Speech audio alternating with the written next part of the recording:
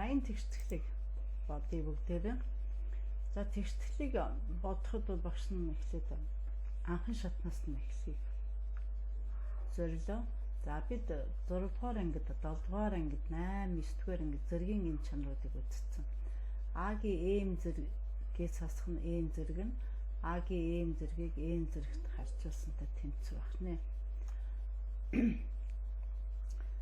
За энэ зэргийн чанар ёсоор 7-2-ын x квадратаас хасах нь 1 зэрэг гэдэг бол 7-2-ын x квадрат зэргийг 7-2-ын сөрөг 1 зэрэг үржүүлсэн үржүүлжтэй тэнцүү юм байна.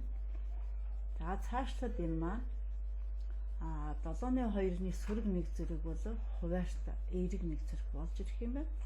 За шөө энийг бас яаж хувиргаж болох вэ гэхээр 7-2-ын x-ийн квадрат зэргийг үржих нь энэ сөрөг 1 байгаа учраас энэ бутархайн хүртэр ба хуваар солигдоод 2-ны 7 болж ирэх юм байна.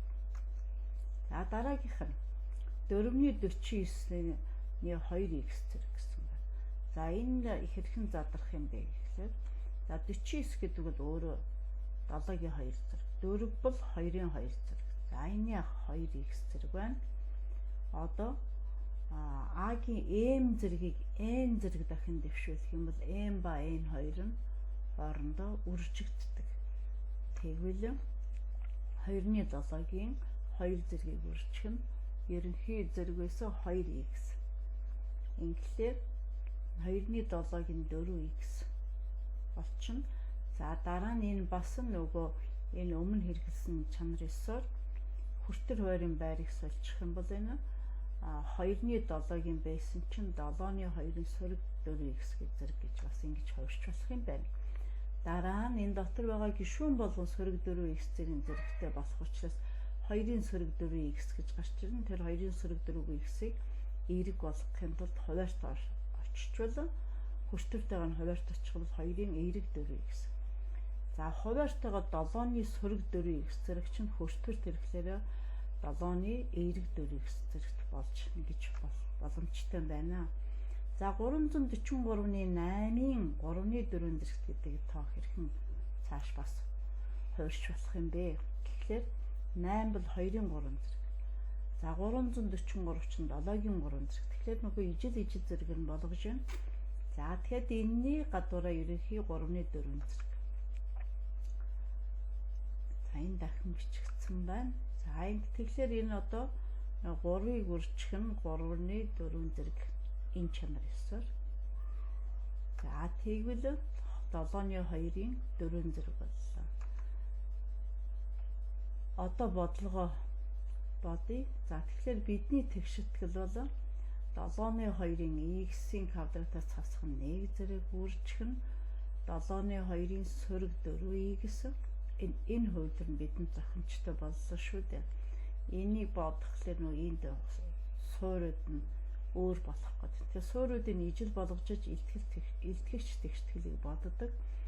Энэ ард талын тэнцвийн тэмдгийн ард байгаа энэ тоо болоход 7-ны 2-ын 4 зэрэг бас. Тэгэхээр бид нар энэ задаргаан дотроос энийг сонгож авсан. Одоо буцаагаад энэ чанар ёсороо 7-ны 2-ын x квадратаас хасах нь 1-ээс хасах нь 4x тэнцүү 7-ны 2-ын 4 зэрэг боллоо. Одоо энэ илтгэгч тэгштгэлийг бодоход суурь нь ижил учраас энэ суурьуудыг орхиод зөвхөн зэргүүдийн хооронд нь бодно. За ингээд зэргүүд юм болсон. Одоо сөрөг 4 гэсэн энэ сул гишүүнийг эмхтгэхийн тулд тэгштгэлийн тэнцвийн тэмдгийн өмнө гаргахад энэ сөрөг эерэг тооч нь сөрөг 4 болж ирсэн. Одоо эмхтгээд сөрөг 4 сөрөг 1 гэсэн хоёр сул гишүүн эмхтгэгдлээ. Ингээд энэ бол квадрат тэгштгэл. Квадрат тэгштгэл дотор энэ бол эмхтгсэн квадрат тэгштгэл болсон. Гэхдээ энэ одоо багш нь зүгээр эмхтгсэн биш квадрат тэгштгэлээр бодохыг тайлбарлахыг зорилоо. За квадрат тэгштгэл гэдэг маань ax квадратын нэмэх нь bx нэмэх нь c тэнцвүүтэй. За ингээд эндээс үл 9-р ангийн мэдлэг чадвар орж ирнэ. За тэгээд энэ язгуурыг олох бол томьёо энд байгаа. За юуны түрүүнд квадрат тэгштгэлийг бодохын тулд бид дискриминантыг эхлээд бодох ёстой. Дискриминант нь нэг гарч ивэл OX тэмлэхийг нэг цэгээр огтлон энэ бол нэг шийдтэй. Дискриминант нь 2 тоо гарч байлна. OX тэмлэхийг 2 цэгээр огтлон 2 шийдтэй гэж ингэж боддог. За энэ дахиж бичигдсэн байх шүү. За ингээд энэнтэй ингэж жишээд үзэх юм бол нэгтэй тэнцвэр энэ x квадрат тэм 1 байгаа гэсэн. B нь сөрөг 4-тэй тэнцвэр, C нь сөрөг 5-тай тэнцвэр байна. Одоо дискриминантаа бодвол B-ийн квадрат гэсэн учраас сөрөг 4-ийн квадрат эерэг 16. За хасах нь 4AC гэсэн байна. Тэгэхээр сөрөг 4-ийг үржих нь A1, B-ийн сөрөг 5. Ингээд сөрөг 4-ийг сөрөг 5-аар үржүүлээд эерэг 20 тэнцвэр язгуур дээр 36-аас эерэг сөрөг 6 гэсэн тоо гарна. За эндээс одоо энэ томьёогоор x1 гэсэн шийдвүүдээ олъё. За x-ний тэнцвэр сөрөг b гэсэн байгаа. Тэгэхээр сөрөгийн эерэг 4 болох ёстой. За нэмэх нь 6, 2-ыг үржих нь a гэсэн байгаа. Тэгээ a-гийн оронд 1-ийг орлуулад сөрөгийн эерэг 4 ингээд 10-ыг 2-т байгаад 1-р шийд 5 гарлаа. 2-р шийд одоо нэг дискриминантын тог хасаж өгнө. За тэгэхээр энэ эерэг 4 гарна. Ингээд сөрөг 2-ыг эерэг 2-т байгаад сөрөг 1 гарлаа.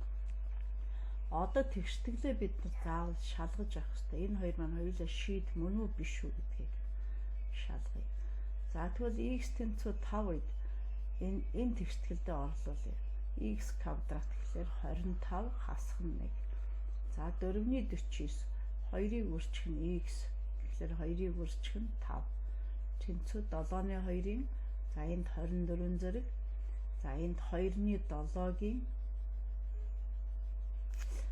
7-гийн нөгөө энэ чинь нөгөө 2-ын квадрат энэ 49 чинь нөгөө хаана явуулъя? Энд яваа шүү дээ. Энийг гадагшаад яг энэ хэлбэрт нь орлуулсан байгаа шүү. Тэгэхээр 4-ийг үржих нь 5 гэсэн үг. Ингээд 20 зэрэг. За тэнцвэр 7-ны 2-ын 24 зэрэг. Одоо энийг энэ зэргийг нь уруугаар болгох жишээ. Тэгэхээр 2-ны 7-гийн 20 зэрэг байгаа шүү дээ. Тэгэхээр энийг 7-ны 2-ийн сөрөг 20 зэрэг болгочихно. Энэ хоёр хүртэр ойрын байр солигдсон. Одоо тэгээд энэ чанараас 24 зэрэгээс 20 зэрэг басаад 7-ны 2-ийн 4 зэрэг. За тэгвэл энэ тэгштгэлийн 343-ны 8-ны 3-ны 4 зэрэг гэдэг тоо чинь энийг эмхтгсээр хагаад ийм хэлбэр гаргаж авсан. Тэгэхээр x тэнцвэр 5 бол энэ тэгштгэлийн шийд мөн болж таарах нэ. За одоо дараа нь x тэнцвэр сөрөг 1 гэдэг үзье. За энд 1-ийн квадрат 1 сөрөг 1-ийн квадрат эерэг 1 болно. За 4-ний 49 чинь 2x байгаа учраас сөрөг 1-ийг үржих нь 2. Ингээд 7-ны 2-ны тэг зэрэг үржих нь 2-ны 7-гийн нөгөө энэ 7-ны рат энэ хэсэгт орлуулж байгаа шүү дээ. Энэ чинь болсон. 2-ны 7-гийн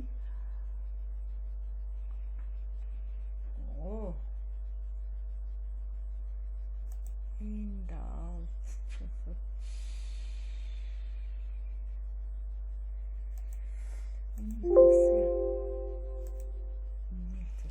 Сая хаана алдсан бэлээ гэхлээр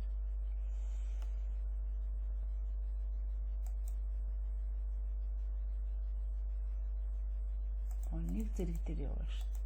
Нэг зэрэг энэ чинь энэ сөрөг 1-ийг орлуулж байгаа. Тэгэхээр энэ сөрөг 4 зэрэг юм байна. Энэ сөрөг 4 зэрэг юм биш. Сөрөг 4 зэрэг. За тэгээ сөрөг 4 зэрэг болчихлоор энэ чинь хүртэр байрын байрыг сольчихлоор 2-ны 7-гийн юу болж таарах вэ? Эерэг 4 зэрэг. За тэгвэл энэ хоёр тоо бол хоёулаа шийд болж чадчихэна. За ингээд энийг та нараа энэ бол ер нь яг гүнзгийрээс хүүхдийн хувьд бол 7 8 хүүхэд. За 9-р хүүхэд бодно те 12. За энийг цааш нь өшөө гүнзгийрүүлэн дахиад ямар хувилбараар бодож болох талаар суралцахыг хүсвэл манай энэ хичээлийг дагаарай. За тэгээд бас цахим хичээлд хамрагдаарай. Баярлалаа.